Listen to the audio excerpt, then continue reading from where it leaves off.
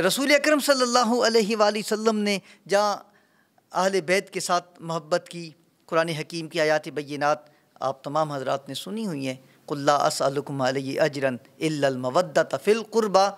کہ میں آپ سے کوئی صلہ نہیں مانگتا ہوں، میں نے آپ کو قرآن دیا ہے، میں نے آپ کو رب رحمان دیا ہے، میری برکت سے رمضان ملا ہے، میری برکت سے دلالت جہالت کی اتھاہ گہرائیوں سے آپ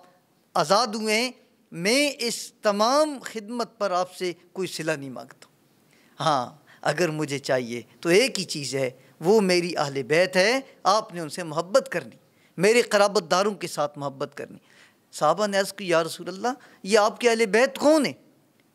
یہ جن سے ہم نے محبت کرنی ہے، جن کی محبت ہم پر واجب ہے، ہماری ایمان کا حصہ ہے، وہ کون ہے؟ تو رسول اللہ صلی اللہ علیہ وسلم نے ارشاد فرمایا وہ میری صاحبزادی فاطمہ ہے،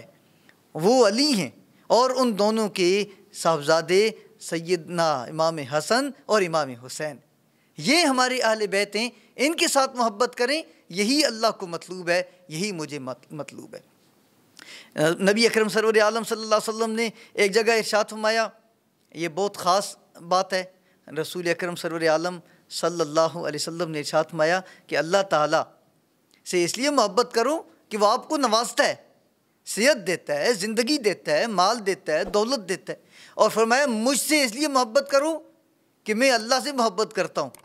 اور میری اہل بیت سے اس لیے محبت کرو کہ میں اپنے بچوں سے محبت کرتا ہوں۔ تو حضور سرور عالم صلی اللہ علیہ وآلہ وسلم سیدہ فاطمہ کے لیے کتنا محبت اور درد رکھتے تھے کہ جب بھی سیدہ فاطمہ تشریف لاتی سرور عالم صلی اللہ علیہ وسلم کھڑے ہو جاتے تھے،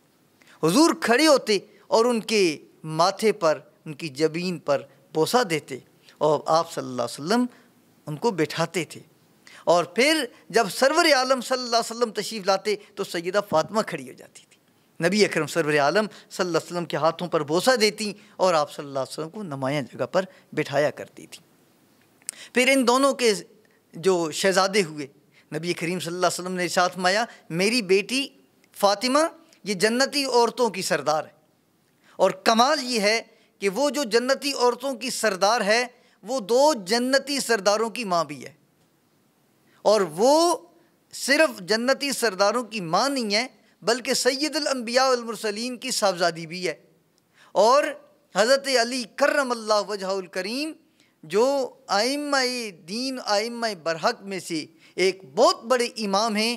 ان کی زوجہ محترمہ بھی ہے۔ یہ آپ کا ایک بہت بڑا امتیاز ہے، دنیا عالم نے اتنا بڑا امتیاز کسی اور خاتون کو نہیں دیا جتنا امتیاز حضرت